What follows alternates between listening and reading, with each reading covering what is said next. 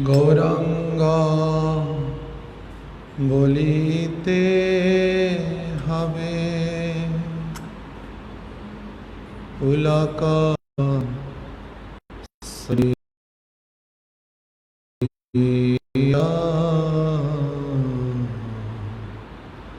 हरि हरि बोलीते दानवे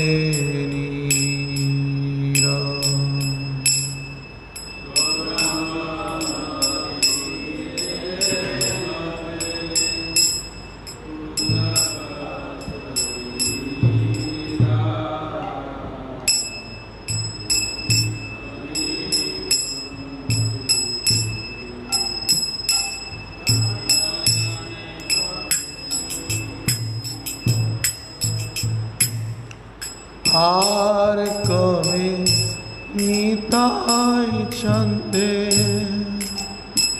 करुणा हईवे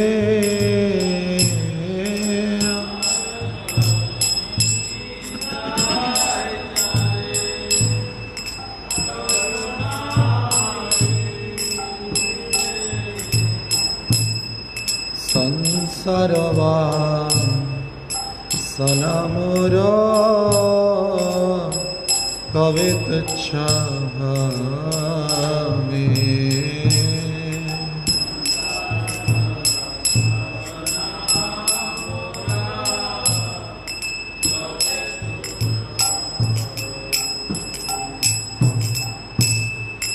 विषया छड़िया कवि शुद्ध हवे माना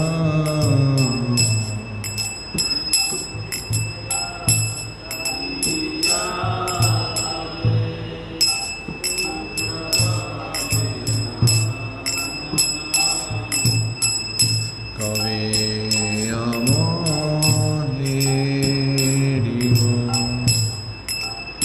श्री वृंदावन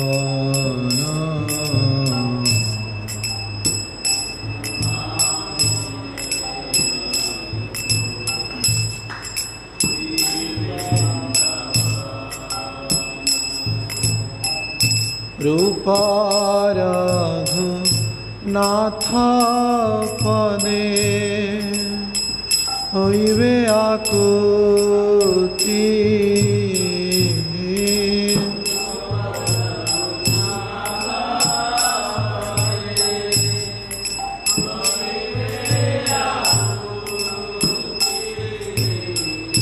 कवे बुझावसे जुगल पीरे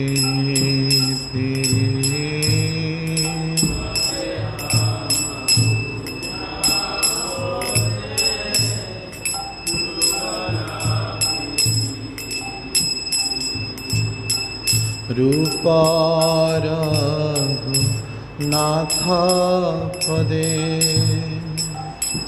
रहु मोर आशा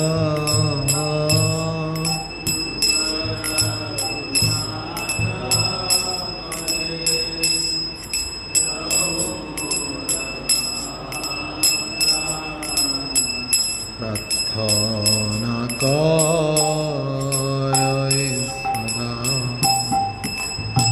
नरोत्तम दास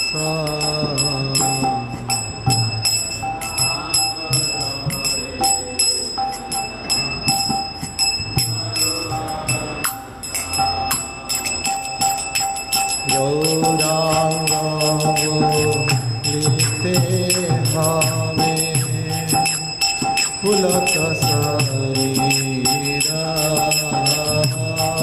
गौरांगा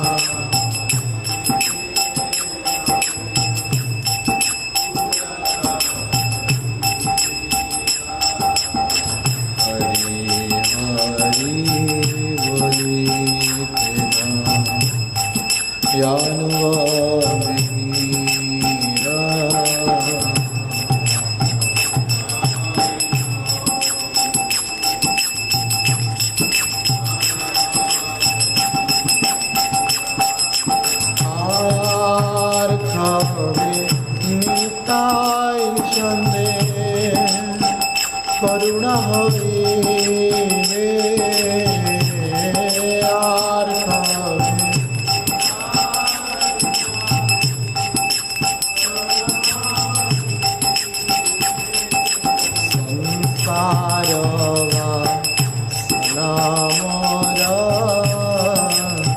कभी तुच्छ भावे।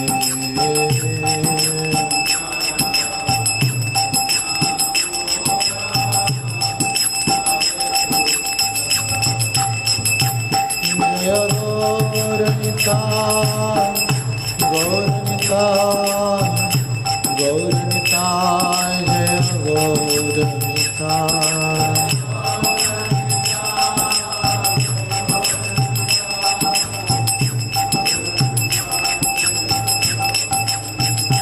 जय राधा गोविंद राधा गोविंद राधे।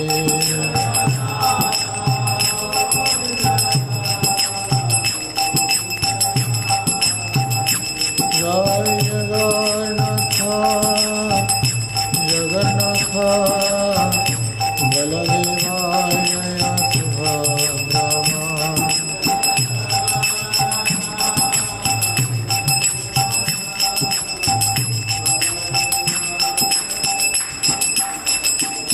जय प्रभुपाद प्रभुपाद प्रभुपाद प्रभुपाद।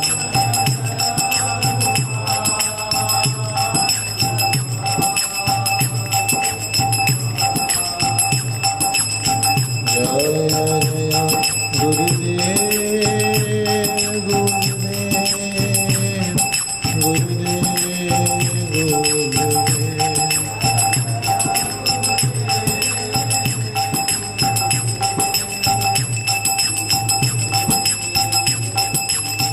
निताय गौर हरि बोल हरि बोल हरि बोल।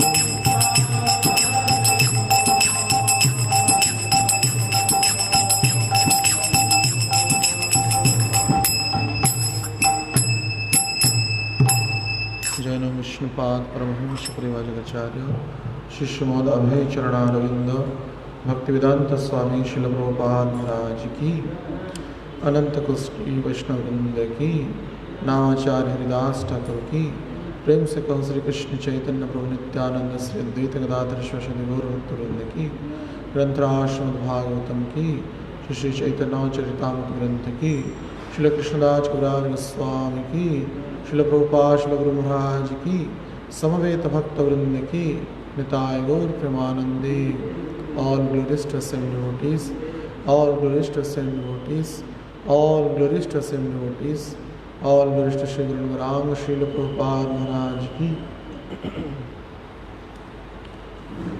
Om Ajnanatimirandhasya Jnananjana Shalakaya Chakritam Yena Tasmai Shri Gurave Namaha।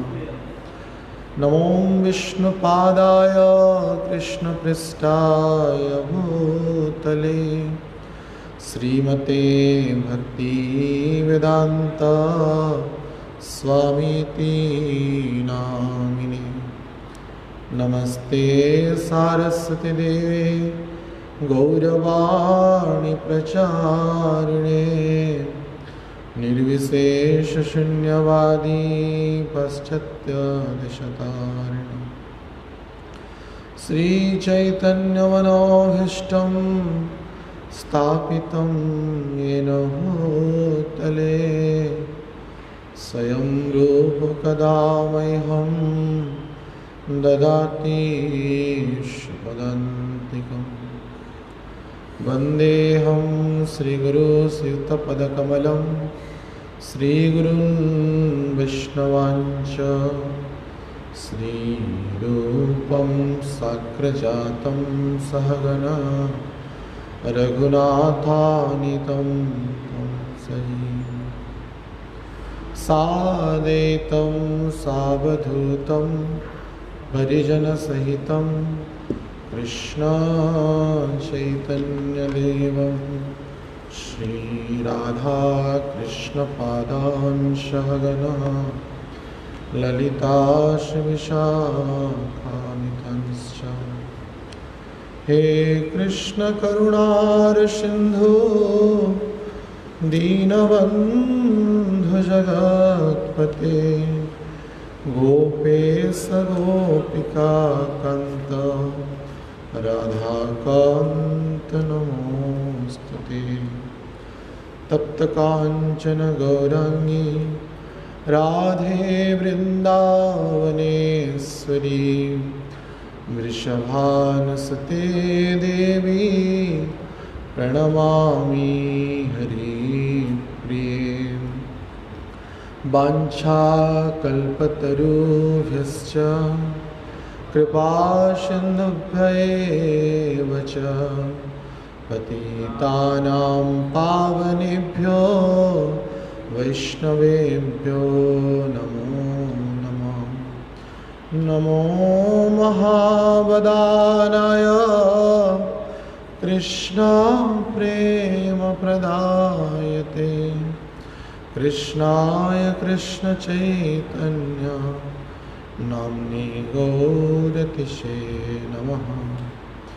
जय श्री कृष्ण चैतन्य प्रभु नित्यानंद श्री अद्वैत गदाधर शिवासादि गौरभक्तवृंद। हरे कृष्णा कृष्णा कृष्णा हरे हरे हरे राम राम राम हरे हरे। मूकं करोति वाचालं पंगुं लंघयते गिरिं यत्कृपातमहं वन्दे श्रीगुरुदिनतं परमानन्दमाधवम्। ॐ नमो भगवते चैतन्यचन्द्राय।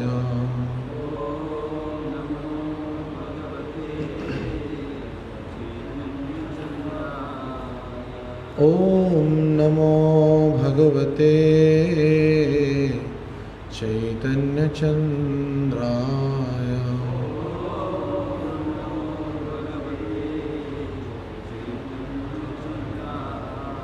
ॐ नमो भगवते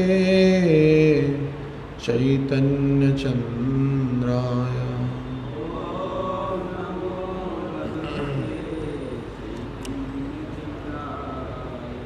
श्री चैतन्य चरितामृत आदि लीला अध्याय 5 श्लोक 70 एवं 71। तो 71 में परपट है, 71 को पढ़ेंगे। यशेकनिशितं कालमथावलम्ब्य जीवन्ति लोमविलजा जगदण्डनाथा विष्णु महान्ययस्य कलाविशेषो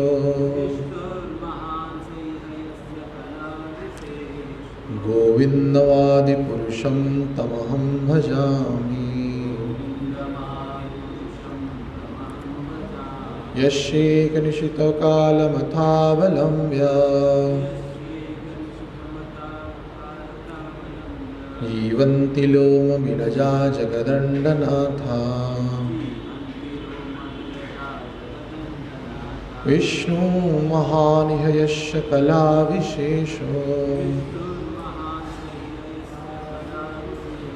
गोविन्दवादिपुरुषं तमहं भजामि।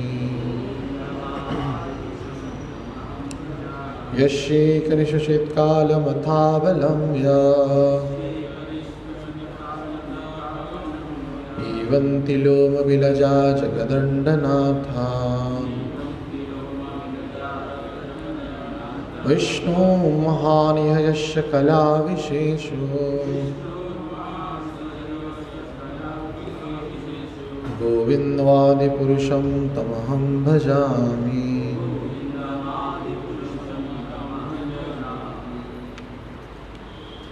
पढ़ेंगे कोई तो याद होगा अगर। यस्यैकनिशितकालमथावलम्ब्य हीवन्ति लोमविलजा जगदण्डनाथा विष्णु महान यस्य कलाविशेषो गोविन्दादिपुरुषं तमहं भजामि।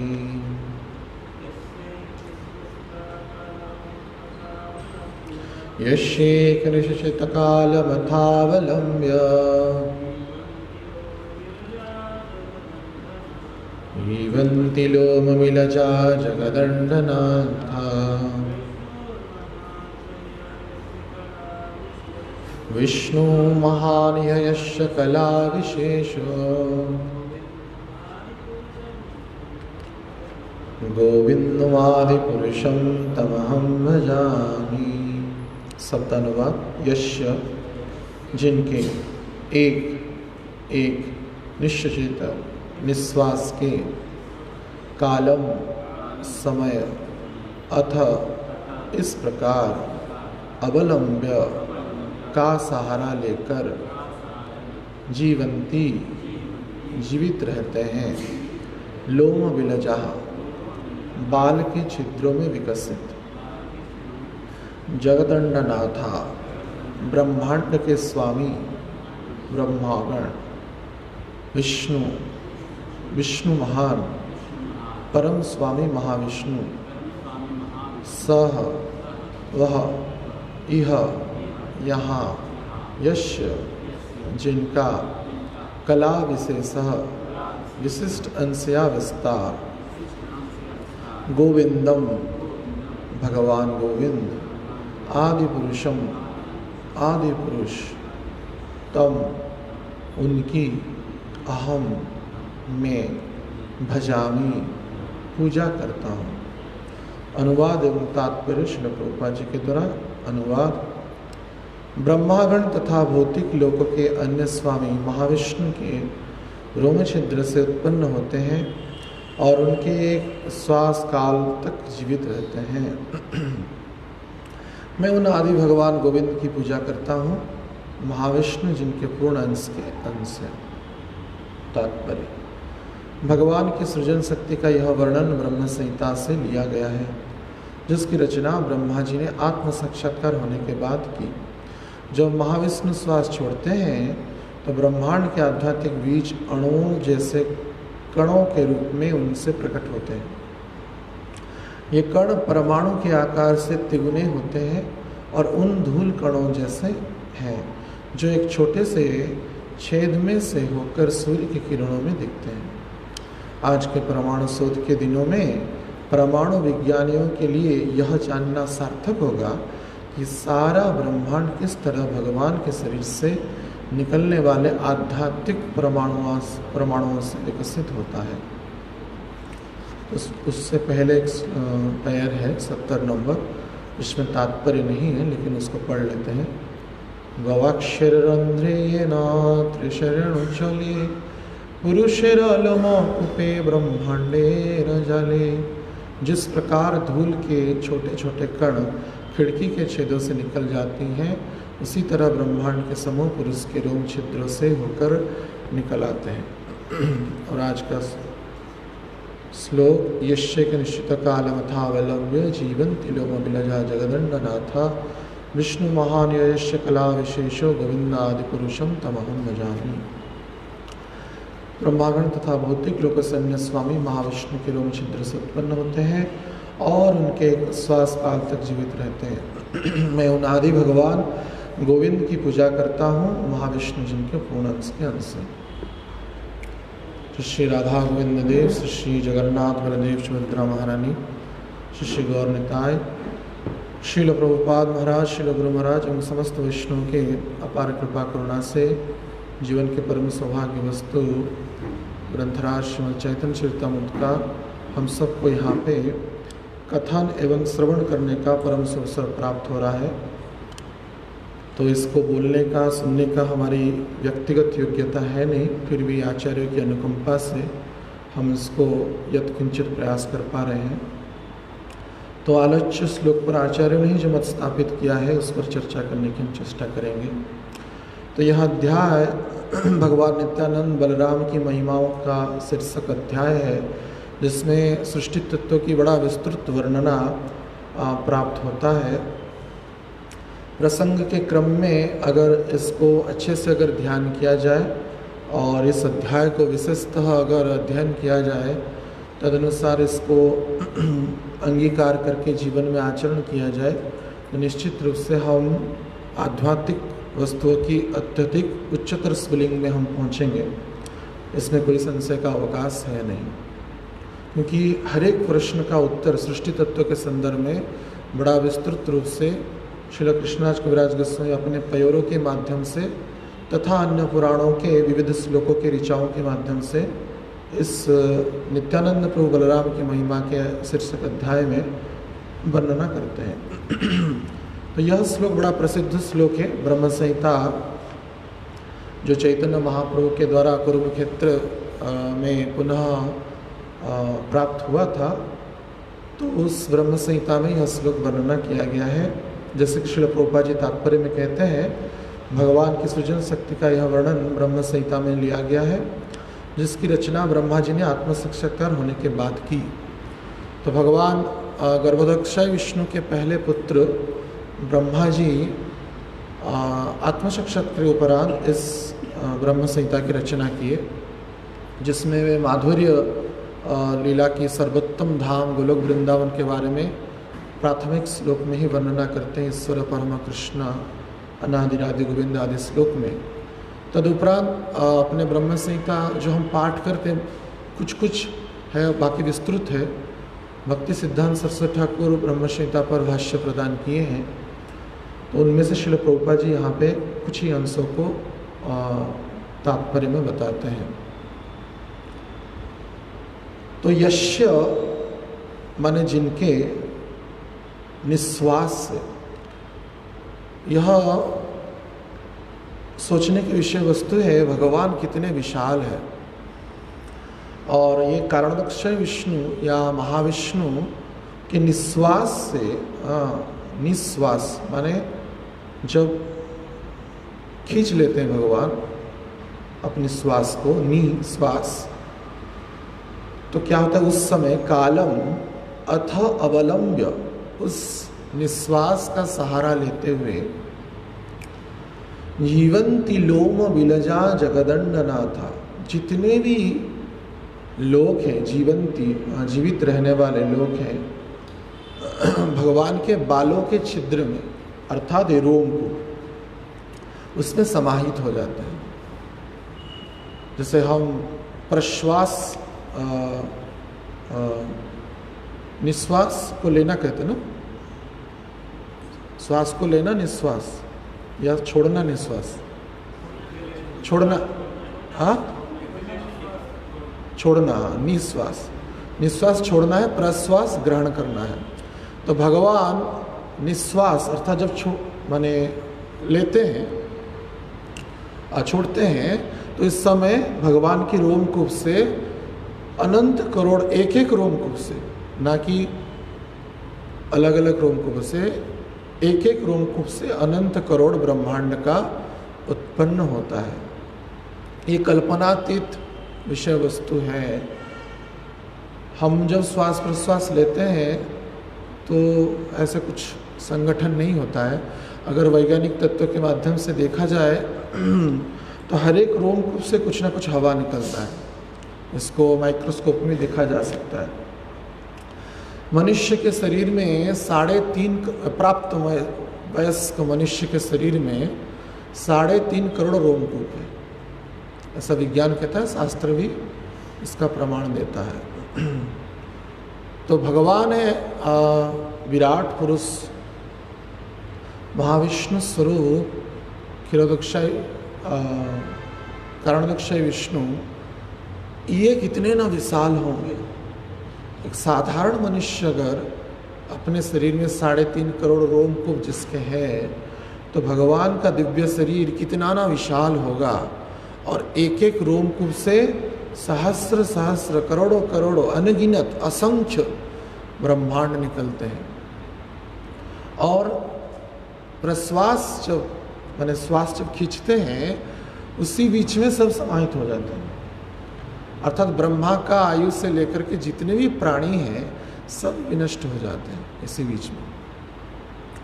तो यह वास्तविक चिंता से परे है। इसको कोई संदर्शन भी कर ले तो आश्चर्यचकित हो जाएगा, है ना। कल्पनातीत यह विषय वस्तु है। जगदंड नाथा अर्थात ब्रह्मांड के स्वामी और विष्णु महान परम स्वामी महाविष्णु। और ये महाविष्णु में क्या है ना, स इह यश कला विशेष, ये भगवान के कला के अंशों के अंश।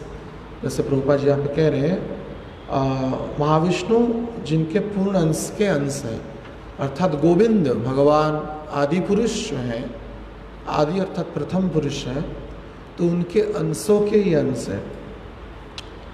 तो इतनी बड़ी विशाल यह सृष्टि है और ये भगवान के हिसाब से देखा जाए एक एक मुहूर्त में प्रकट होता है, पुनः विनष्ट भी हो जाता है। लेकिन हमारे दृष्टिकोण में देखा जाए तो बहुत लंबा अवधि, बहुत लंबा अवधि। इसको आसानी से हम समझ सकते हैं, जैसे हम यहाँ से चल कर के मानो 1 किलोमीटर चल के और एक चींटी चलेगा, कितना समय लगेगा? 1 किलोमीटर चलने के लिए सर युगों बीत जाएगा उसका, या पता नहीं जो भी हो वेलोसिटी उसकी चलने की। तो साधारण, और उसी हिसाब से देखा जाए कोई यंत्र को फिट कर दिया जाए तो ट्रेन कितना फास्ट चलता है, वायुयान कितना जल्दी जाता है। जो यात्रा हम, जैसे आप लोग सब आए वायुयान से द्वारका यात्रा से, तो जाए कितना समय लगा और आए कितना फास्ट, है ना। तो यहाँ पे भी यह समझा जा सकता है जगत में कि यहाँ पे भी विविधता है। जीवन की शैली भी हर एक की अलग है, उसकी लाइफ स्पैन भी अलग है। मच्छर मक्खियों का एक दिन 24 घंटा में सब प्रारंभ से अंत तक हो जाता है, और मनुष्य का 100 वर्ष मैक्सिमम होता है कलिकाल में। वृक्ष जो हैं कई हजारों वर्ष तक रहते हैं, 100 वर्षों तक रहते हैं, उनकी अवधि अलग है, हर एक की अवधि अलग है। तो भगवान की अवधि कितना है, एक निश्वास प्रश्वास में जगत सृष्टि हो जाता है, पुनश्च विनष्ट हो जाता है। जगदंड नाथा, और हम जो हैं प्राणी इस ब्रह्मांड, ऐसा आचार्यगण कहते हैं भगवान जितने सृष्टि किए उन सृष्टियों में सबसे छोटा ब्रह्मांड ये है। कारण क्या है, प्रमाण क्या है कि इस ब्रह्मांड का जो सृष्टिकर्ता अर्थात ब्रह्मा जी हैं, उनके 4 मस्तिष्क हैं। ये सबसे बड़े इंजीनियर हैं। तो 4 दिशाओं को देखते हुए इनका 4 मस्तिष्क दिया गया है। और द्वारकादि लीला में वर्णना भी है नारद जी के प्रसंग में कि उस भगवान गोविंद देव को दर्शन करने के लिए, द्वारकाधीश को दर्शन करने के लिए कई ब्रह्मा आए हुए थे।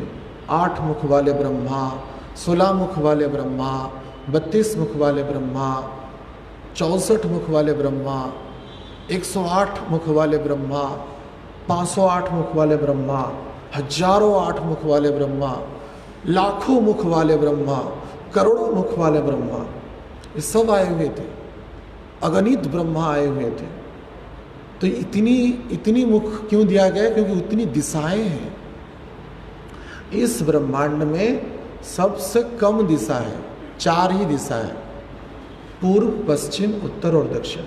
उसी हिसाब से उत्तर पूर्व उत्तर पश्चिम आदि होते हुए और 4 है, और ऊपर और नीचे, ऐसे 10 दिशा कहते हैं, लेकिन मूल दिशा 4 है। इसी के क्रम में यहाँ पे दिशाओं के हिसाब से इस ब्रह्मा को 4 मुख दिया गया है। यद्यपि ये 5 मुख था, 5 मुख सृष्टि के प्रारंभ में 5 मुख था, लेकिन बाद में शिव जी के द्वारा 1 मुख को काट दिया गया क्योंकि वो इनबैलेंस हो रहा था। है ना, अतिरिक्त बुद्धि हो जाता है ना, तब भी बड़ा घातक होता है। हमको जिस कहते हैं, हमारे गौरव महाराज कहते थे, कौवा अगर अधिक बुद्धिमान उड़ता है, हाँ, लेकिन खाता है क्या? विष्ठा खाता है। मनुष्य भी अगर अधिक बुद्धिमान हो जाएगा मल को ही खाएगा, उसको ही बुद्धिमान सोचेगा। ऐसा देखा जाता है भौतिक जगत में। आजकल के वैज्ञानिक लोग कहते हैं हम बहुत बुद्धिमान हैं, लेकिन खाते हैं क्या? मल को ही खाते हैं, है ना। तो भौतिक भोग को ही अपना जो जीवन का आधार मान लिए हैं। और यत्किंचित हम सभी भक्त भी, अगर हम परिपूर्ण रूप से भक्ति की धारा में हैं नहीं और अभी भी हम 6 विकारों के अंतर्गत क्रिया कर रहे हैं तथा मानसिक रूप से भोगों को, पूजा प्रतिष्ठा आदि को प्राप्त कर रहे हैं, तो हम मल को ही खा रहे हैं, इससे कुछ होगा ही नहीं। कितने बड़े बड़े राजा आए, महाराजा आए, चले गए, ठिकाना ही नहीं रहा। उनका जो रहने का स्थान खंडर हो गया है, भूत प्रेत वहाँ पर रहते हैं। भारतवर्ष में देखें हजारों ऐसे महल पड़े हुए हैं। एक समय था जहाँ पे सोने का परत था वहाँ पे, और आज वहाँ पे चमदागढ़ों का राज है है ना। तो हम जैसे छोटे मनुष्य छोटी आशा आकांक्षा को लेते हुए, पद पूजा प्रतिष्ठा को लेते हुए इसके लिए ही जीवन बिता लेते हैं, कोई ठिकाना ही नहीं रहेगा। बड़े बड़े हस्ती कहने वाले के सिर पर पक्षियां मल करते हैं, देखे होंगे। गांधी जयंती आता है तो गांधी जी को सैनिटाइजर से अभिषेक किया जाता है तो वो है महान व्यक्ति। हाँ, वो नोट में उनका छवि है, कोई मरोड़ लेता है और गांधी देखते हो कितना कष्ट लगता होगा उनको है ना। तो जीव का कोई अस्तित्व ही नहीं है, कुछ ठिकाना नहीं। कितने राजा आए, महाराज आए, कितने सन्यासी आए जिनके करोड़ों शिष्य थे, लाखों शिष्य थे, जेल के कटघरे में अभी बैठे हुए हैं, जेल के अंधेरे में वो अपना दिन गिन रहे, कब मरूं मैं, भाई मैं इतना ऐसो आराम में था, मर जाना ही ठीक है मेरे लिए। जो ऋषिकेशन था, जब भक्ति विनोद ठाकुर उसको अरेस्ट करवाए, क्या किया, वो न खाते पीते हुए मर गया। क्योंकि ज़्यादा भोगी लोग अगर उनको भोग से रिक्त कर दिया जाएगा वो जी नहीं सकते, बिना भोग के वो जी नहीं सकते। तो भगवान के अस्तित्व के आगे मनुष्य का अस्तित्व कुछ भी नहीं है, अणु मात्र भी नहीं है, लेकिन फिर भी भगवान के हम अंश हैं। भगवान की अपेक्षा है कि हम सही कार्य करें। जो प्रभुपाद जी यहाँ पे कहते हैं तात्पर्य के अंतिम में, आज के परमाणु शोध के दिनों में परमाणु विज्ञानियों के लिए यह जानना सार्थक होगा कि सारा ब्रह्मांड किस तरह भगवान के शरीर में निकलने वाले आध्यात्मिक परमाणुओं के विकसित होते हैं। प्रभुपाद जी तो यहाँ पे कह रहे हैं कि इन वैज्ञानिक, कम से कम इस परमाणु शोध करने वाले जो एटॉम मॉलिक्यूल आदि की रिसर्च करते हैं, वे लोग इसको रिसर्च करें, आध्यात्मिक परमाणु के विकसित जो होता है। लेकिन ये तो इसी संदर्भ में ही प्रभुपाद जी वैज्ञानिकों को आकर्षण करने के लिए तथा भगवत अनुकंपा से श्रील प्रभुपाद जी के अन्यतम शिष्य श्रील भक्ति स्वरूप दामोदर महाराज, जो कि एक साइंटिस्ट थे, वैज्ञानिक थे, तो वो कहे, प्रभुपाद जी भक्ति वेदांत इंस्टीट्यूट को गठन किए उनके समय में, और वो कहे कि वैज्ञानिकों को तुम भक्ति की शिक्षा दो, तुम्हारे माध्यम से जो स्कॉलर पर्सन है, वैज्ञानिक हैं, शोधकर्ताएं हैं, वे कैसे भगवान की भक्ति तत्व को समझें। उसके संदर्भ में कई सारे पुस्तक उन्होंने रचना किया, बहुत गहन रिसर्च करके। साधारण भक्त उसको समझ नहीं सकते, अगर पढ़े होंगे कोई तो बहुत ही टफ रहता है वो। तो शोधकर्ताओं को यह शोध करने की आवश्यक है। श्रील भक्ति स्वरूप दामोदर महाराज श्रील प्रभुपाद जी के शिष्य थे, भक्त थे, इसलिए समझ पाए। लेकिन बिना भक्ति से ही अपनी यह जड़ विद्या के द्वारा जो वैज्ञानिक है इसको नहीं समझ सकते। बिना भक्त हुए भगवान को कोई नहीं समझ सकता है। जड़ विद्या जत मायार वैभव तुम्हार भजने बाधा,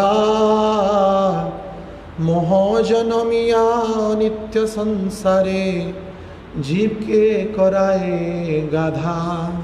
ये गधा कर रहे हैं इन लोगों को। भक्ति विनोद ठाकुर कह रहे हैं मोह जनमिया नित्य संसारे। किस लिए रिसर्च कर रहे हैं कि हम क्या ज़्यादा साल जिएंगे क्या, अभी कईयों को बड़ा क्वेश्चन है, अभी कोई डेल्टा वेरिएंट आ रहा है, हम तो वैक्सीन ले लिया, हम जिएंगे या मरेंगे। ये बोल रहे हैं कि ये डेल्टा वेरिएंट काम नहीं करता, इन वैक्सीन को भड़का गया ये सब। तो हर एक को जो समस्याएं हैं कि हम कितना जिएंगे, लेकिन जीना और मरना सुनिश्चित है। जन्म मृत्यु जरा व्याधि दुख दर्शनम, ये दुख देता है और कई गुना ज़्यादा दुख हम सहन कर। जन्म सबसे ज़्यादा दुखदायक है, जो कि हम माता के गर्भ में अनुभव किए, लेकिन विस्मरण हो गया है। सबसे कठिन जन्म है, उसके बाद मृत्यु है, और उसके बाद नेक्स्ट अधिक कष्ट है जरा, और सबसे कम कष्ट है व्याधि, रोग। लेकिन इसके पीछे जगत चिंतित है। हाँ, और ये होना सुनिश्चित है। कोई ऐसा व्यक्ति नहीं कह सकता कि अकस्मात मृत्यु हो गया, अकाल मृत्यु हो गया। अकाल मृत्यु शब्द कोई भी शास्त्र में नहीं लिखा है, यद्यपि जगत में ये बड़ा शब्द प्रसिद्ध है। किसी का कार एक्सीडेंट हो गया तो कहते हैं अकाल मृत्यु हो गया, कोरोना में मृत्यु हो गया तो कहते हैं अकाल मृत्यु। नहीं, मृत्यु सुनिश्चित है, इसको कोई काट नहीं सकता। परीक्षित महाराज जब 7 दिन की कथा सुने और यह श्राप लगा था कि 7 दिन के उपरांत में उनका देहांत तक्षक नाग के सर्पदंशन के द्वारा होगा, तो जन्मेंजय आदि जो उनके पुत्र थे, ये कैसे ना हो पाए सहज पिता के प्रति। यद्यपि पिता तो कोबिन पहन करके गंगा के किनारे बैठ गए संन्यास लेकर के, लेकिन पुत्रों का बड़ा चिंता था। सहजी राजर्षि थे, प्रजावत्सल थे, सभी प्रजाओं का चिंता भी था कि महाराज कैसे जी जाए। यह सत्य भी है, भागवतम की अनुकंपा से तक्षक नाग के दंशन से पूर्व ही परीक्षित महाराज स्वधाम को प्रत्यागमन कर लिए थे। मात्र उनका जो प्रकट पार्थिव शरीर को ही वो दंशन किया, उस श्राप को प्रतिफलन करने के लिए। लेकिन कहना का विषय वस्तु यह है, तो जन्मेंजय आदियों के द्वारा बहुत प्रयास किया गया कि इनका शरीर को बचा जाए। तो चारों तरफ जहाँ पे कथा हो रहा था कड़ी पहरा लगा दिया गया। जैसे कोई प्रधानमंत्री का कोई कार्यक्रम होता है, बहुत बड़ा टाइट सिक्योरिटी होता है ना। जैसे प्रधानमंत्री दिल्ली इस्कॉन आए थे, जो बड़ी गीता का इनाग्रेशन के लिए, तो टाइट सिक्योरिटी था, किसी को एंट्री नहीं था, लिमिटेड भक्तों का एंट्री था, और हर एक को जांच पड़ताल होती है, स्कान वगैरह होता है। तो यहाँ पे जन्मेंजय महाराज की व्यवस्था है, बहुत कड़ी पहरा थी, कैसे भी तक्षक नाग जैसे एंट्री न कर पाए, और कर भी नहीं सकता। मंत्रों के द्वारा, तंत्रों के द्वारा, यंत्रों के द्वारा, तीनों के द्वारा सुरक्षित था। तीनों से सुरक्षा होता है, मंत्र के द्वारा भी सुरक्षा होता है, तंत्र के द्वारा भी सुरक्षा हो सकता है, और यंत्र के माध्यम से भी सुरक्षा हो सकता है। तो तीनों ज्ञान से परिपूर्ण थे जन्मेंजय महाराज, जो परीक्षित महाराज के सुपुत्र थे। तो कड़ी व्यवस्था किया गया, तब भी तक्षक नाग प्रवेश कर गया। कैसे? क्योंकि साधुओं के खाने पीने के लिए वहाँ पे फल लाया जाता था, और फल को भी जांच पड़ताल किया जाता था अच्छे से। लेकिन तक्षक नाग जो बड़े विद्वान हैं, अर्थात अपने विद्या में बड़े प्रसिद्ध हैं, ऐसे तक्षक एक फल के अंदर छोटी सांप होकर के प्रवेश कर गए, बड़ी सूक्ष्म, जो देखते हैं कीड़ा जैसे होता है, और कौन जानेगा। उनका जांच पड़ताल सब फेल हो गया जन्मेंजय महाराज का। और ये तक्षक नाग उस फल के अंदर प्रवेश कर गए, और वो जैसे होता है ना, कथाकार के सामने ही फल रखा जाता है, देखे होंगे भागवत कथा आदियों में, पंडाल में, तो फल को सामने, और वो फल पूरा ही परीक्षित महाराज के पास में रख दिया गया जहाँ पे तक्षक नाग था। और जब समय आया, 7 दिन समाप्त हुआ, तुरंत उस फल से प्रकट हुआ, बड़ी विशाल भयंकर स्वरूप में, और महाराज परीक्षित के पार्थिव शरीर को ही भस्म कर दिया। तो मृत्यु से कोई नहीं बच सकता। यद्यपि परीक्षित महाराज का तो स्वधाम प्रत्यागमन कर लिए थे, फिर भी कहने का उद्देश्य है मृत्यु जिस भी उपाय से आ ही जाएगा, इसमें कोई संशय है नहीं। तो ये जो वैज्ञानिक हैं, भौतिक सुखों की लालसा के लिए इतना प्रयास कर रहे हैं, उस पर ही शोध कर रहे हैं, रिसर्च कर रहे हैं। श्रील प्रभुपाद जी कहते हैं इन लोग को ऐसा होना चाहिए कि वे भक्त बने और कम से कम अपनी ज्ञान को, विज्ञान को भगवान की भक्ति के संदर्भ में उसका उपयोग करें और उपयोग करके इसको और भी अपने दृष्टिकोण में समझें और जगतवासियों को समझाएं, जैसे कि श्रील भक्ति स्वरूप दामोदर महाराज किए। लेकिन अगर भक्ति की चक्षु ना हो तो उसको नहीं समझ सकता जीव। साधारण जीव की क्षमता ही कुछ नहीं है भगवान को समझने के लिए। अचिंत्य भेदावेद यह तत्व है। वास्तविक यह सृष्टि बड़ा ही जटिल है एक दृष्टिकोण से, और दूसरी दृष्टिकोण से देखा जाए तो सरल भी है। यहाँ पे आना बड़ा सहजता से, छोटी सी इच्छा के कारण हमारा हुआ। हमने अपनी अनुस्वाधीनता का अपव्यवहार कर दिया, हम सब ने, जो नित्यबद्ध जीव है। एक तो नित्यबद्ध जीव है, एक नित्य मुक्त है। लेकिन भगवान के दृष्टिकोण में हम नित्यबद्ध है नहीं, ये जानना चाहिए। हर एक कोई, अनेक भक्त सोचते हैं कि भगवान के दृष्टिकोण में नित्य नहीं। भगवान कहाँ पे नहीं कहे कि ये नित्यबद्ध है, नहीं। ये आचार्यों ने ज्ञान दिया है हमारी अस्तित्व को समझाने के लिए। जितनी भी शास्त्र की ऋचाएँ हैं जो जीव के संबंध में है, वो भगवान के दृष्टिकोण नहीं है, वो हम लोग को समझाने के दृष्टिकोण है। अर्थात भगवान कभी नहीं कहते तू नित्यबद्ध है। भगवान क्या कहते हैं? ममेव अंशो जीवो लोको जीवभूत सनातन, ये मेरे अंश है। अहम बीजप्रद पिता, मैं इनके पिता हूँ। तो पिता इतना बड़ा व्यक्ति, तो पुत्र भी कुछ तो है उसमें, है ना। हम सभी भगवान के पुत्र हैं। लेकिन हमारा सबसे बड़ा गलती क्या है? हमारा, और कहते हैं माया जगत, ये भी हमारा दृष्टिकोण है। भगवान के दृष्टिकोण में कोई माया है ही नहीं। अगर माया जगत है तो इस माया जगत से पार कैसे होते हम? या इस माया जगत है, कहते हैं कि ये तो माया जगत है, इसमें तो माया का कार्य ही होता है, न चाहते हुए भोग हो ही जाता है। नहीं, फिर भी तो कोई भोग ना करके भगवत धाम जा रहा है। उसमें कोई क्या भगवान ने कोई विशेषता रख दिया क्या? नहीं, बिल्कुल नहीं रखा। भगवान कभी पातर अंतर नहीं किए। या इस माया जगत में भी तो भगवान के धाम है, वृंदावन, जगन्नाथपुरी, मायापुर आदि। तो ये कैसे मायामय हो सकता है? और माया भी क्या है? दैवी है सा गुणमयी मम माया दुरत्तया मामेय प्रपद्यन्ते माया में ताम तरन्ति ते। मम माया, मेरा माया, जो भगवान का है वो उसमें विकार कैसे हो सकता है? जो भगवान का है उसमें दोष कैसे हो सकता है? बिल्कुल है नहीं। लेकिन हम इसका दुरुपयोग करते हैं। साधारण सी बात है, श्रील प्रभुपाद जी उदाहरण देते हैं। जैसे एक छुरी है, छुरी का सृष्टि किया गया है फल काटने के लिए, सब्जी काटने के लिए। लेकिन अगर उस छुरी को कोई अगर हत्या करने के लिए उपयोग करेगा तो उसका ये दुरुपयोग है। वैसे ही हमने माया का दुरुपयोग किया। और ये भी है कि माया खुद नहीं कहता कि मैं भोग करो, तुम मुझे भोग करो या मुझे दुरुपयोग करो।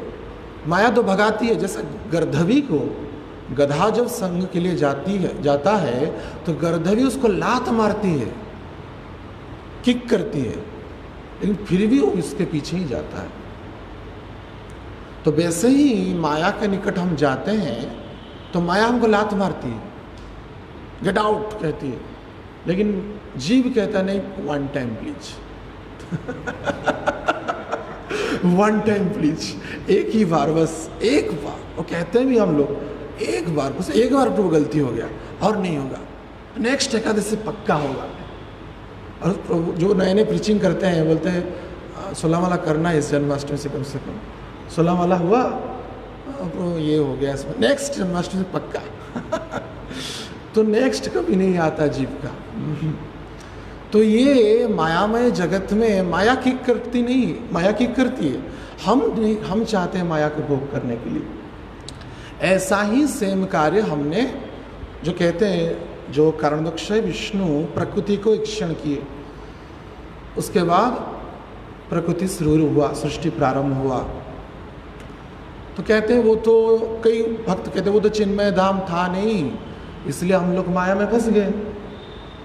चिन्मय धाम होता तो उसमें कोई विकार ना होता, लेकिन ये चिन्मय धाम ऐसे भगवान के दृष्टिकोण में देखा जाए तो भगवान का चिन्मय धाम ही है।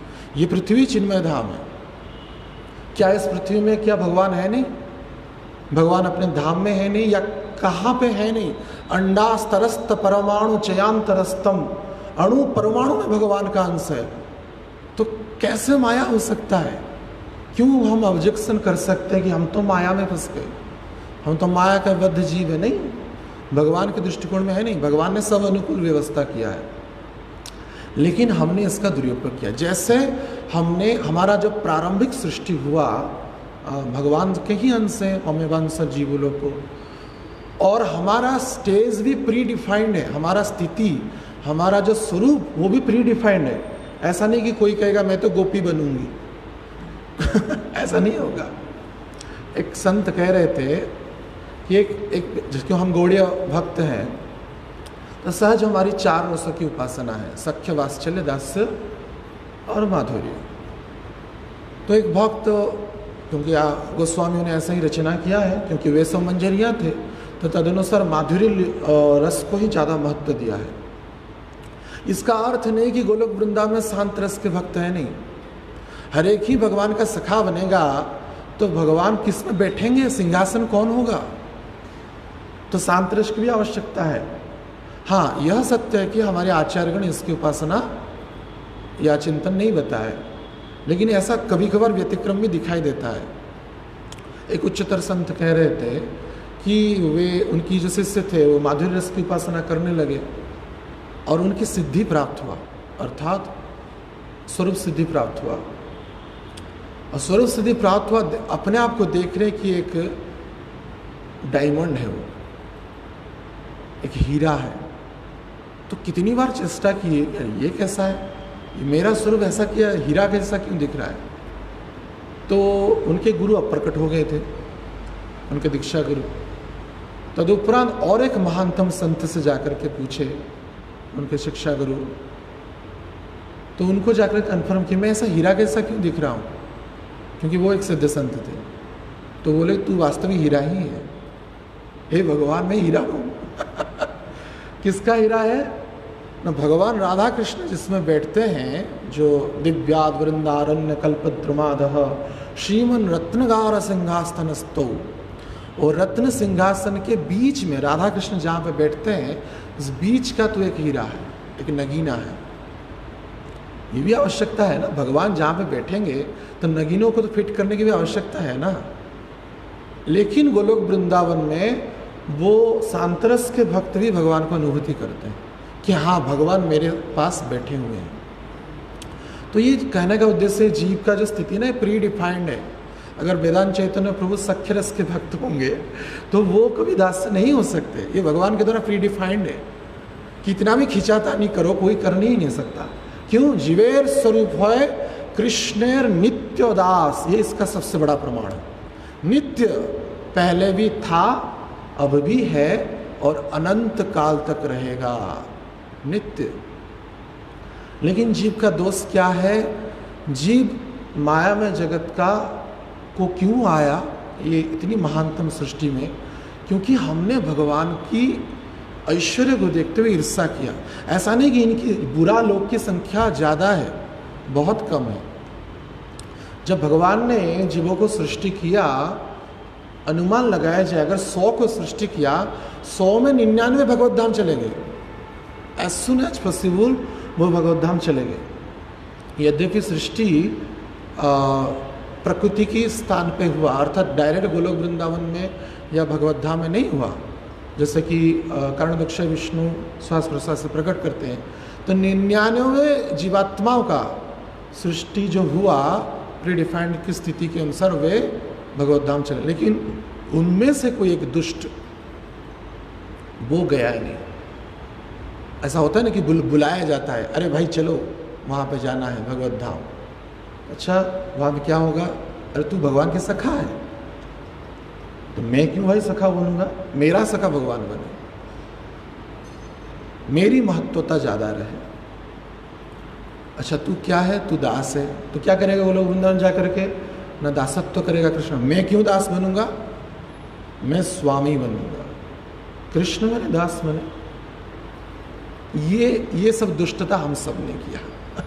ये हमारी इतिहास है। हम सब ने ऐसा विरोधाभास किया वहां पे, और भगवत धाम गए नहीं। ऐसा नहीं कोई हमको धक्का मार के यहाँ पे नीचे डाल दिया। कृष्ण भूलिया सही जीव भोगो वांछा करे, निकटस्थ माया तारे झपटिया था। कृष्ण को भूला, और कृष्ण को भूल करके नहीं भोग वांछा इच्छा किया, भोग की वांछा किया, इसलिए कृष्ण को भूला।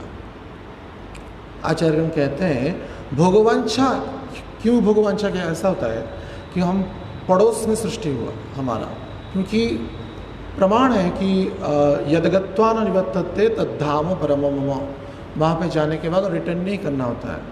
तो सृष्टि हुआ चिन्मय धाम में नहीं, यद्यपि तत्वगत दृष्टि से वो भी चिन्मय धाम ही है, जहाँ पे महाविष्णु हैं तो वो चिन्मय धाम ही है, लेकिन प्रकट रूप में वो चिन्मय धाम है नहीं।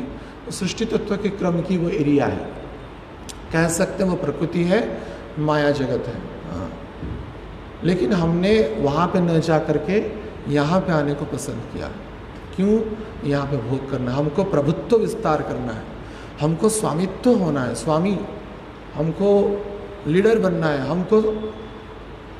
हमको सब चाहिए। भोग क्यों चाहिए? क्योंकि देख रहे हैं भगवान भोग करे। अरे वहाँ पे कितने गोपी हैं? अरे करोड़ों गोपी हैं, तो मेरा करोड़ गोपी हो, है ना, हम भोग करेंगे।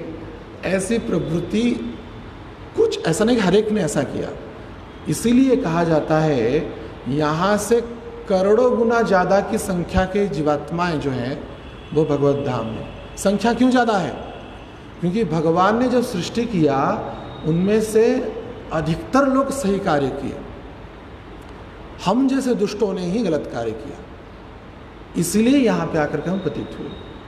तो ठीक है, भगवान बोले ठीक हो। ऐसा नहीं कि भगवान बोले ठीक है जाओ, भगवान समझाए, कई माध्यम से समझाए, मत जाओ, भोग तो करने के लिए जा रहे हो लेकिन कष्ट ही पाओगे।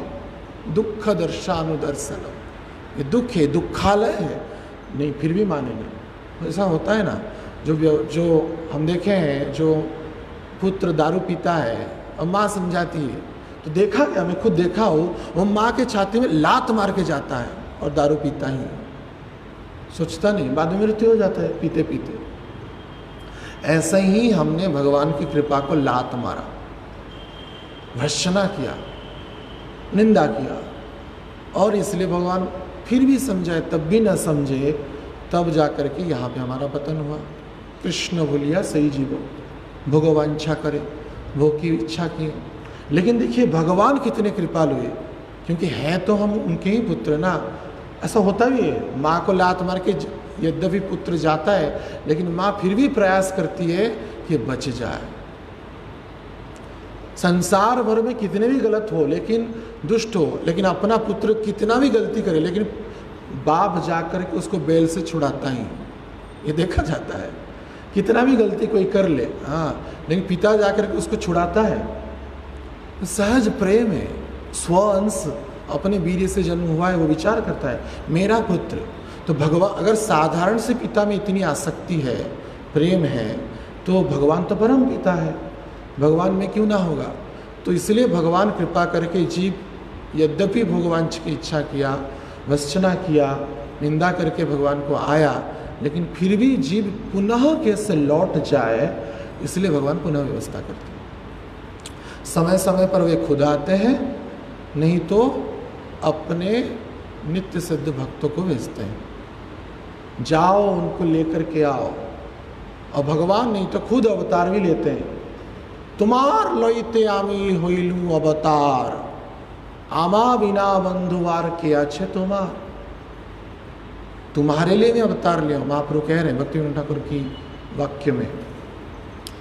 तो भगवान इतने कृपालु है कि हम दुष्टों को उद्धार कराने के लिए आचार्यगण को, शुद्ध भक्तों को वो भेजते हैं, या स्वयं भी आते हैं, जैसे चैतन्य महाप्रभु आए, भगवान कृष्ण है, तथा अनादि अवतारों का क्रम बताया गया। तो यह सृष्टि की विशेषता है। जैसे पूर्व कक्षाओं में कहा गया मायामय जगत में जो माया का विस्तृत रूप से एक परपोर्ट में श्रील प्रभुपाद जी समझाएं, तो उसको रखते हुए हम इस धाम से, माने इस जो माया धाम हो या देवी धाम हो, उससे पार नहीं हो सकते। पंचभूत में तो हम विलीन हो ही जाएंगे, लेकिन मन बुद्धि अहंकार का सूक्ष्म शरीर रह जाएगा। पाप क्रियाएं किए होंगे तो नरक आदि लोकों में जाएंगे, पुण्य आदि क्रियाएं किए होंगे तो स्वर्ग लोक जाएंगे, और शुद्ध भक्ति किए होंगे तभी जाकर के भगवत धाम जा सकते हैं। सर्वोपाधि विनिर्मुक्ता, समस्त उपाधियों से मुक्त होकर के पूर्ण रूप से समर्पित होते हुए इस विकारों से, 6 विकारों से मुक्त अगर होंगे तभी जाके हम भगवत धाम जा पाएंगे, जो कि हमारा, जो प्रभुपाद जी कहते हैं, go back home, back to God है।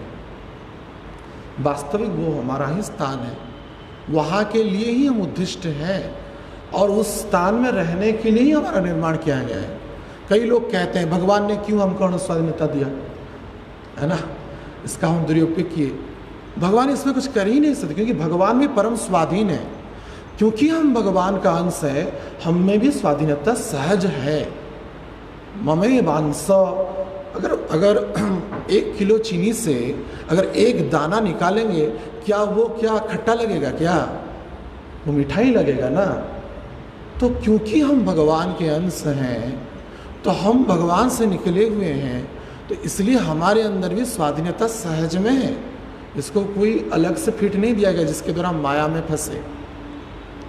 और यह भी सत्य है, इस जीवात्मा जो भगवान के द्वारा सृष्टि किया गया है उसका, और अधिकतर जीवात्माएं सही कार्य की, कुछ ही लोग, बहुत ही कम संख्या, नेग्लिजिबल संख्या के जो लोग हैं, उन्होंने गलत किया। इसी कारण इस मायामय जगत में है। तो भगवान की दृष्टिकोण में देखा जाए, हम लोग की संख्या बहुत कम है आध्यात्मिक जगत में रहने वाले व्यक्तियों की तुलना में। तो यह सृष्टि तत्वगत दृष्टि से देखा जाए तो बहुत ही सहज और सुविधामय है उसको समझने के लिए। और नहीं समझेंगे तभी, इसलिए आचार्यगण और भी पुंखानुपुंख चर्चा किए हैं। तो इसलिए हमारा परम सौभाग्य है कि हम इस युग में जन्म लिए हैं, धन्य कली में, जिस कली में स्वयं चैतन्य महाप्रभु आए, सिखाए शरणागति भगवतेर प्राण। शरणागति कैसे लेना है, चैतन्य महाप्रभु शिक्षा दी। तो उसी क्रम में हमको महाप्रभु के पदांक का अनुसरण करते हुए, आचार्यों के पदांक का अनुसरण करते हुए, निश्चित रूप से विकारात्मक चेतनाओं से, 6 विकार जो काम, क्रोध, लोभ, मोह, मद, आश्चर्य आदियों से मुक्त होना ही पड़ेगा।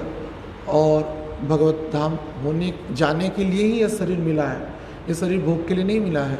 दुर्लभ मानुष्य जन्म, ये शरीर अत्यधिक दुर्लभ है। और भगवान की सृष्टि की सबसे विचित्र और विशेष सृष्टि मनुष्य सृष्टि है, क्योंकि मनुष्य ही ऐसा एक प्राणी है जिस शरीर से भगवत धाम जाना परम सहज और सुलभ है। क्योंकि दूसरों में सुख की प्रधानता ज़्यादा है, देवताओं के आदियों में, यक्ष गंधर्व किन्नर आदियों में बहुत विशेष विशेष शक्तियाँ हैं, है ना। अगर अभी चलते हुए ही हम जा रहे हैं तो हमारी पंख लग जाती है, और अगर उड़ते तो क्या होता है ना। चलते हुए इतना अभिमान है, हाँ, और उड़ते तो कितना ना अभिमान होता। तो इसलिए हमारे कहते हैं घोड़ा बहुत तेज भागता है, उसमें अगर सींग लगा दिया जाए तो संसार को ही नष्ट कर देगा ना, भागते भागते सबको नष्ट कर देगा। जैसे पहले काल में पर्वतों में पंख थी, शास्त्रों में वर्णना है, तो पंख के कारण उड़ते थे ये लोग। सोचिए वो हिमालय पर्वत उड़ता होगा तो कितना अद्भुत दिखता होगा। और वो जगह अपनी इच्छा के अनुसार बैठ जाते हैं, जैसे हम लोग भी बैठ जाते हैं ना। मैं अभी बैठा हूँ तो करोड़ों जीवात्मा का मृत्यु हो गया, सहज है, अनुमान लगा सकते हैं। और ये विज्ञान भी प्रमाण दिखाता है। ऐसे हाथ को मसलते हैं, हम चंदन लगाते हैं अर्चन के समय से लगाते हैं ना, लेकिन इसमें करोड़ों जीवात्मा का मृत्यु हो गया भाई है ना, हाथ के मसलने से। तो वैसे ही ये पहाड़ जब नीचे बैठते थे तो करोड़ों जीवात्मा नगर ग्राम राज्य सब नष्ट हो जाते थे। तो ब्रह्मा जी ने एक दिन कहा कि इंद्र को इन लोग का पंख काट दो वज्र से। तब एक बार जितना जो जहाँ पे गिरेंगे, जो मरेंगे मरेंगे और नई लोग मरेंगे नहीं। ये मनमानी कर रहे हैं, इनका जो शक्ति का सामर्थ्य का मनमानी करते हैं, दुरुपयोग करते हैं।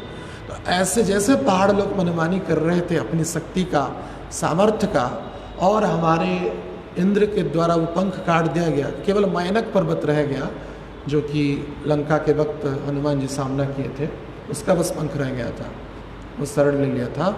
लेकिन सभी का पंख कट गया, हिमालय से लेकर के सबका। तो ये लोग दुरुपयोग जैसा कर रहे थे, हम भी अपनी शक्ति का, सामर्थ्य का दुरुपयोग कर रहे हैं भोग आदि क्रियाओं के द्वारा, सूक्ष्म चेतना में पूजा प्रतिष्ठा के भोग के माध्यम से। तो इसका सदुपयोग होना चाहिए। और ज़्यादा होता है तो भगवान ही पंख काट लेते हैं, ये भी सत्य है। अधिक दर होगा ना, पाप का घड़ा भर जाएगा, एक ना एक दिन पंख कटेगा। लकवा लग जाता है जो कुछ काम नहीं करता जी, साधारण जीवात्मा की बात कहें तो पड़े रहते। कहते हैं कभी बार जाते हैं, यार बाबूजी कैसे, हाँ दीवार को पकड़ के बस बाथरूम चले जाते हैं। वाह, बड़ा महान कार्य कर लेते हैं।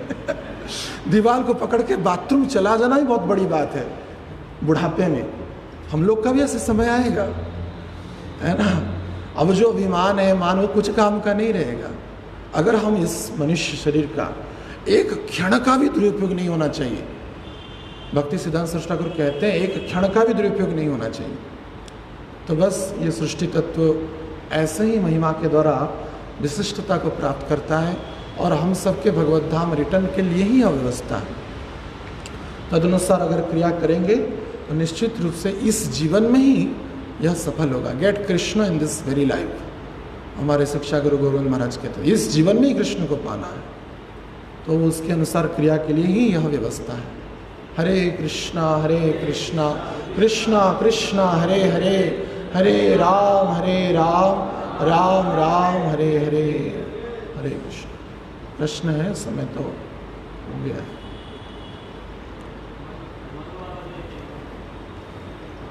अरे ये मल वाला जो आप बता रहे थे ना बीच में, क्या क्या मल के विषय में बता रहे थे, सूक्ष्म रूप से और मल ही खाते हैं। मल चैतन्य चरितामृत में भी वो रघुनाथ दास गोस्वामी के संदर्भ में चैतन्य महाप्रभु भी ऐसा स्टेटमेंट देते हैं कि विषय, हाँ, कि तुम्हारे पिता और चाचा ये मल के कीड़े हैं। ऐसे वैष्णव हैं, उसको बोलते हैं कि वैष्णव हैं, लेकिन फिर भी ये मल के कीड़े हैं, ये मल ही खा रहे हैं। मतलब थोड़ा इसको एलैबोरेट कर सकते हैं, समझा सकते हैं क्या कैसे ये मल मैंने विषय को इसलिए एक तो पंच ज्ञानेंद्रियों के माध्यम से, चक्षु नासिका जो आदि है, उसके माध्यम से जीव अनादिकाल से विषय को भोग कर रहा है। लग तो रहा है सुख, लेकिन इसके कारण उसको कठिनाई हो रहा है। अर्थात मलमय शरीर को धारण करने के लिए वो पुनः जीवन लेता है, ऐसे भोग को कारण, भोग को उपयोग करने के कारण। तो ये अनादिकाल से यह क्रियाएं चलती आ रही है, इसलिए विषय को मल कहा गया है। क्योंकि है वास्तविक मल, प्रारंभिक अवस्था में सुख का अनुभूति होता है, और इवन उसको प्रैक्टिकली अनुभूति भी क्या चीज़, माने किसी का खाने की रुचि हो, कैसे वो मल हो जाएगा। 2 रसगुल्ला खाएगा तो ठीक है, 10 रसगुल्ला खाएगा तो समस्या होगा ही। टॉयलेट होगा, हाँ उल्टी होगी, डकार आएंगे। वो जो खाने में इतना स्वाद है, आप खुद कभी प्रैक्टिकल अनुभूत कर सकते हैं। किसी का भी आप, हर एक व्यक्ति का, भक्तों का जो पसंदीदा आइटम है, जिस दिन मिलेगा ना 4 के बदले 10 खा लीजिए, और खाने में तो बहुत अच्छा लगेगा। उसके बाद ऐसे होते रहेंगे, वो इतना गैस करेगा, जलेगा, क्यों खाया भाई, क्यों खाया भाई। वो पश्चाताप भी होता है, प्रायश्चित होता है, और बीमारी आदि के क्रम में तो होता ही है। तो वैसे ही भोग है, जो भी भोग करेंगे वो मलयुक्त शरीर देगा ही देगा, इसलिए विषय को मल कहा गया है। जो मलमूत्र का शरीर को धारण करने को हमको बाध्य करेगा यह विषय बारंबार। सूक्ष्म के विषय में आपने पर बताया, सूक्ष्म के विषय में, हाँ सूक्ष्म में लाभ, पूजा, प्रतिष्ठा आदि, ये भी बहुत बड़ा मल है। क्योंकि ये तो और ज़्यादा घातक है ऐसे देखा जाए तो। लाभ, पूजा, पद, प्रतिष्ठा, ये बहुत बड़ा मल है। इसके लिए तो अनादि काल तक जीव फंसता ही रहेगा, इसमें कोई ठिकाना ही नहीं। तो दोनों मल, स्थूल मल और सूक्ष्म मल, दोनों की त्याग करने की आवश्यकता है, नहीं तो जीव कभी भी आध्यात्मिक स्फुलिंग को अनुभव नहीं कर सकता। ये एक स्टेटमेंट भक्ति सिद्धांत सरस्वती ठाकुर बोलते हैं, प्रतिष्ठा सुखदेव विष्ठा। लेकिन मुझे इतना समझ नहीं है कि एग्जैक्टली इतना ये क्यों स्टेटमेंट दिया गया, क्या इसको भी थोड़ा समझा सकते हैं कि मतलब कि विष्ठा तो ऐसे है ही बराबर, और शुगर का विष्ठा वो विष्ठा खा के जो विष्ठा करता है सेकेंड डिग्री का, वो ये क्या बात है? सेम ही रीजन है। जैसे स्थूल भोग को भोग करने के कारण शरीर मिलता है, वैसे ही सूक्ष्म भोग को भोग करने के कारण और भी घातक होता है, और इसके कारण हम आश्चर्य भाव में सम्मिलित हो जाते हैं। मद भी इसमें, प्रतिष्ठा में मद और आश्चर्य दोनों है। क्योंकि प्रतिष्ठा का यह दोष है, क्योंकि मुझे प्रतिष्ठा मिल रहा है इसके कारण मुझ में मद है, और दूसरे को प्रतिष्ठा क्यों मिल रहा है इसके कारण मुझे आश्चर्यता है। ये बड़ा, जिसको लेग पुलिंग कहते हैं। हाँ, तो केंकड़ा जो होता है ना, अगर गड्ढे में पड़े रहते हैं तो एक केंकड़ा अगर ऊपर उठेगा तो सभी केंकड़ा उसको नीचे खींचते हैं, वो सहन नहीं करते कि ये उधार हो जाए। तो ऐसा ही होता है। तो ये प्रतिष्ठा इस प्रकार का घातक है। इसके कारण सूक्ष्म प्रतिष्ठा के कारण, और करते क्या, स्थूल भोग को ही भोगते हैं। सूक्ष्म प्रतिष्ठा मिलेगा तो पद मिलेगा, प्रतिष्ठा मिलेगा तो बड़ी भोग होगा मेरे द्वारा। मैं साधारण सा भक्त हूँ तो इतनी मेरी भगवान देख रेख कर रहे हैं, और भी श्री श्री लग जाएगा तो चेले बहुत भागेंगे ना, तो बहुत प्रतिष्ठा मिलेगा ना।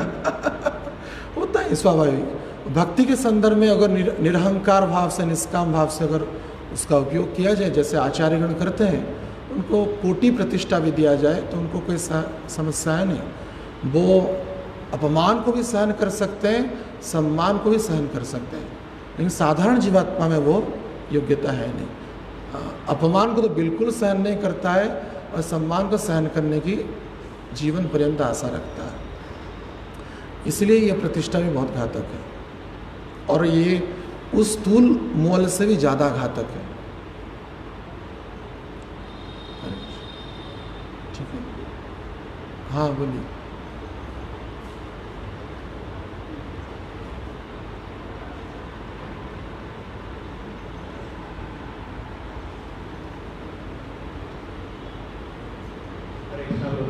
तो मेरा दो क्वेश्चन है। पहला तो फाउंटेन के बारे में आप जो बताएं कि फाउंटेन के पंख हुआ करते थे, तो ऐसा है कि फाउंटेन जितने भी फॉर्म हैं ये तो कॉन्टिनेंटल ड्रिफ्ट के कारण है।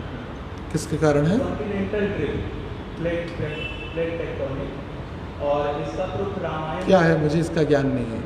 क्या बोल रहे हैं, कौन सा टेक्नोलॉजी? कॉन्टिनेंटल ड्रिफ्ट थ्योरी के अकॉर्डिंग। अच्छा, कोई साइंस का थ्योरी है क्या? हाँ, ज्योग्राफी का है। अच्छा, ज्योग्राफी का। सब प्रूफ रामायण में नहीं मिल रहा है। तो हम ये जानना चाह रहे हैं कि माउंटेन के पंख ऐसा कहाँ पे वर्णन? ये तो रामायण में ही वर्णना है, उसी प्रसंग में ही वर्णना है। मैनक पर्वत में ये घटना प्राप्त होती है। मैनक पर्वत जब हनुमान जी के स्वागत के लिए उठे तो एक्चुअली उनका पवन का ऋण था।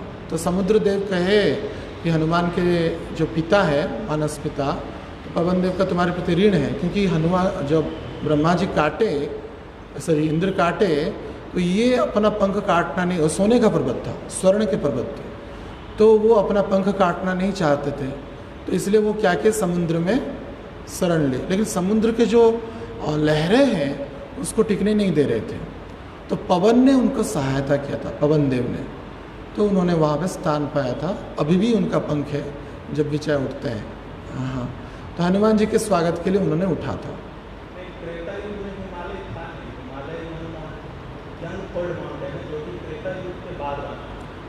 ये युगों का क्रम अनादिकाल से चला रहा है। ऐसा नहीं कि त्रेता युग एक ही बार हुआ, समझ रहे हैं ना। एक मनु के आयु में 71 दिव्य युग आता है, एक त्रेता नहीं आता है, 71 बार त्रेता आता है। और ऐसे अन्य मनु की भी आयु चला गया, कितने त्रेता चले गए, करोड़ों त्रेता चले जाते हैं इसमें। तो ये नित्य क्रम है। विष्णु पुराण में एक श्लोक है, यशोदा माता लोरी सुना रही हैं कृष्ण को, तो उसमें कृष्ण का ही नाम है। वहाँ पे टीका में आचार्यगण कहते हैं कृष्ण का नाम आया कैसे, क्योंकि अनादिकाल से ही कृष्ण का जन्म हो रहा है ना, ऐसा नहीं इस बार ही 5000 साल पहले ही हुआ। ब्रह्मा के हर एक दिन में ऐसा प्रकट होते हैं। उसी क्रम में यह जो युगों के क्रम में जो वर्णना है, यह भी नित्य क्रम में चलता रहता है।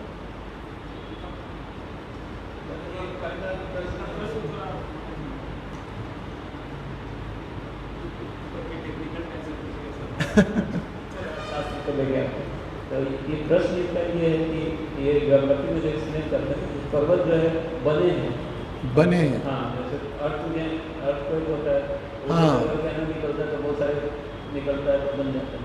इसी तरह से सिस्मिक प्रेशर्स होते हैं, जब अर्थ में प्रेशर आए, प्रेशर से उड़ जाता है, तो उससे बने हैं, ये उनका थ्योरी है। इसी तरह से वो बोलते हैं कॉन्टिनेंट्स जो हैं, जो पहले अलग अलग फैले होते थे, कुछ वहाँ इकट्ठे हो गए, वो एक कॉन्टिनेंट बन गया, इधर एक बन गया, उधर ऑस्ट्रेलिया बन गया, ये ऐसे से फैले हुए फिर शेप लिया इन्होंने, जो थ्योरी है। तो प्रश्न ये है कि ये इस प्रकार से बनते हैं, शास्त्र में हम सुनते हैं जैसे गोवर्धन पर्वत छोटा होता है। हाँ, तो ये जो चेंजेस दिखाई देते हैं, जैसे आप बता रहे कि पर्वत उड़ते भी थे, पंख थे, और अभी नहीं उड़ते, क्योंकि ये ऐसा हुआ।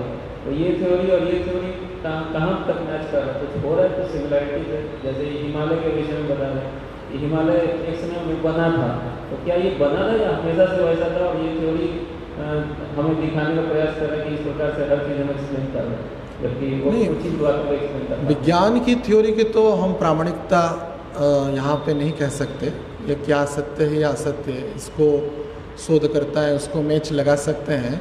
लेकिन हाँ, आध्यात्म शास्त्र यह कहता है, जैसे आप मानो पृथ्वी से बने हैं, फिर भी तो पृथ्वी की ही संतान है ना।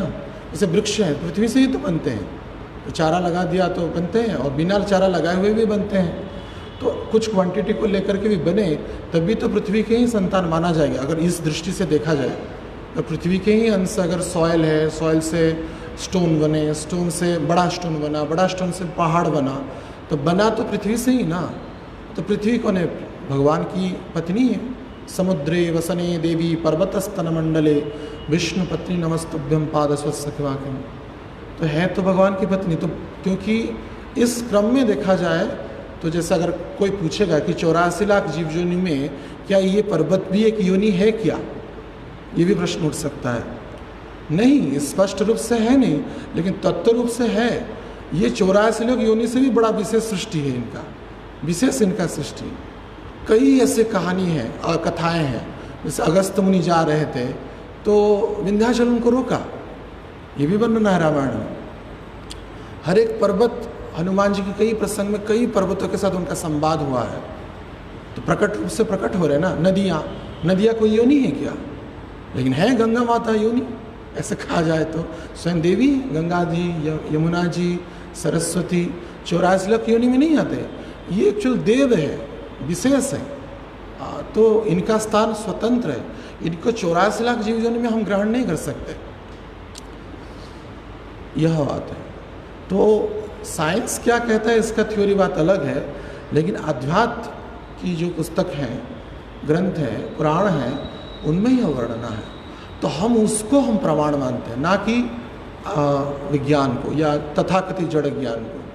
जैसे कि वहाँ के लोग तो विज्ञान तो कहता है कि चंद्र पे गए, प्रभुपाद जी स्पष्टतः बोले कि चंद्र को कहीं जा ही नहीं सकता, पूरा काट दिया गया उसको, थ्योरी को, है ना। अब भी प्रयास कर रहे हैं, मंगल जा रहे हैं, उधर उधर जा रहे हैं, पता नहीं कहाँ जाते हैं, कहाँ का वीडियो दिखाते हैं, है ना। ये तो बाद में कुछ प्रमाण भी दिया गया, भक्तों ने रिलीज़ किया था वीडियो को। जो पहली बार जो नील एंगस्ट्रॉम वगैरह गए थे वो झूठा था, ऐसा प्रमाणित किया गया। कोई अमेरिका, कोई डिफेंस एरिया का वो शूटिंग एरिया है, ऐसा एक वीडियो भी रिलीज़ हुआ था उसमें। जो भी हो, लेकिन हमारे लिए हमारे आचार्यों का कथन तथा ग्रंथों का कथन ही परम प्रामाणिकता है, उसी आधार पे यह सत्य है। ठीक है, क्या बोल रहे हैं? साइंस का थ्योरी और मतलब जो है आपका स्क्रिप्चर रखना, दोनों तो कॉमन हो रहा है। दोनों कॉमन हो रहा है तो अच्छा है, कॉमन हो रहा है तो अच्छा है। लेकिन विभेद हो रहा है तो उसको लात मारो। अगर विभेद हो रहा है, कुछ समस्या कर रहा है भक्ति को ग्रहण करने के लिए, उसको थूक दो, लात मार दो उसको। अगर समानता हो रही तो बहुत अच्छा है, सोने पे सुहागा। हरे कृष्ण। तो हमें भक्ति में हर चीज को इस्तेमाल करना है। साइंस काम आए तो ठीक है, नहीं तो हरे कृष्ण। हमें कोई साइंस से कोई प्रॉब्लम नहीं है, ना ज्योग्राफी से प्रॉब्लम। हमें प्रॉब्लम है कि वो हमारा हेल्प कर रहा है या हेल्प नहीं कर रहा है। हेल्प नहीं कर रहे तो हरे कृष्ण, हम आपको हेल्प करते हैं। ठीक है, हम विराम करते हैं। ग्रंथराज चैतन्य चरितामृत की, श्रील प्रभुपाद श्रील गुरु महाराज की, समवेत भक्त वृंद की।